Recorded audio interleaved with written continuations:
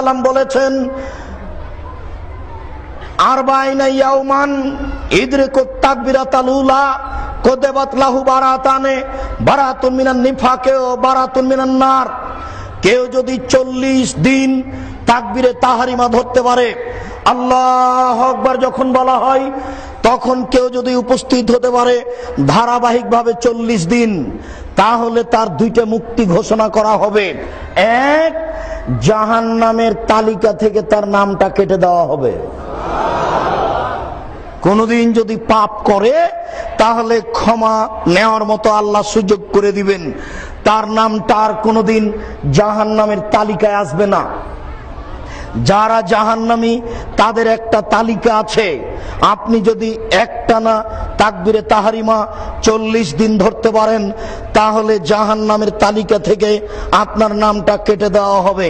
তিনি বলেন, আর যদি 40 দিন তাকবীরে তাহরিমা ধরতে পারেন, তাহলে মুনাফিকের নাম থেকে তালিকা থেকে আপনার নামটা কেটে দিবেন। যারা মুনাফিক তাদের একটা তালিকা আছে, যারা মুনাফিক তাদের একটা তালিকা আছে, আপনার নামটা ওই তালিকা থেকে কেটে দেওয়া হবে। মনে থাকবে কি? যদি একটানা যদি 40 দিন উপস্থিত হতে পারেন। এই হাদিসটাকেই এই বেদাতি মুআল্লিম উল্টা ভাবে ব্যবহার করছে। হজ সফরে নিয়ে যাচ্ছে লোকগুলিকে বলছে যে আপনারা যদি মসজিদে নববীতে গিয়ে 8 দিন 5 8 40 দিনকে করেছে 40 ওয়াক্ত।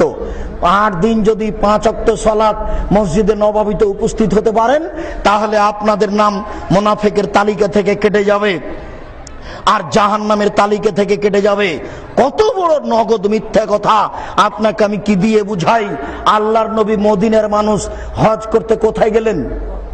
মক্কায় গেলেন।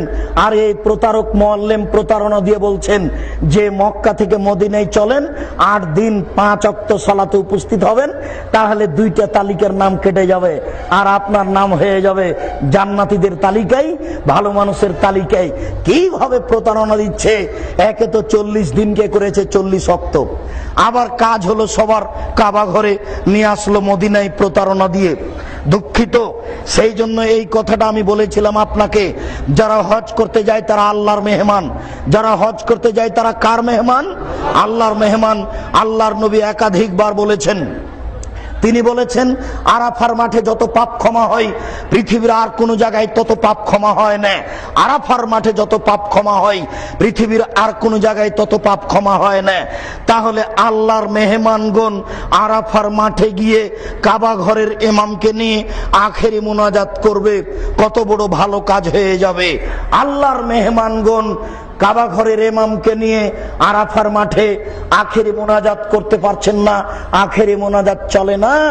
আরে ঢাকা টুঙ্গির মাঠে তুরাগ নদীর তীরে পেশাব পায়খানার উপরে আখেরি মোনাজাত চলে, কানাকে হাইকোর্ট দেখাচ্ছে। আমাদেরকে পাগল পেয়েছে, হুজুর আমাদেরকে পাগল বানিয়েছেন। আমরা প্রতারণায় পড়েছি। ধর্মে এমন নয়। যদি আখেরি মোনাজাত চলতো তাহলে কোথায় চলতো? আরাফার মাঠে চলতো। যারা উপস্থিত হয়েছে তারা সবাই দামি। বুঝাতে পারি না তারা কে বলেন তো? তারা আল্লাহর মেহমান। পৃথিবীতে সবচেয়ে যেখানে পাপ বেশি ক্ষমা হয় সেটা কোনটা বলেন? সেটা আরাফার মাঠ, আরাফার দিন। সেইখানে চলে না, এইটা আপনার এইখানে চলে। এই ছেলে, তোমাকে প্রথমে বলেছি তোমার হুজুর তোমাকে প্রতারণা দিয়েছে, তুমি সাবধান।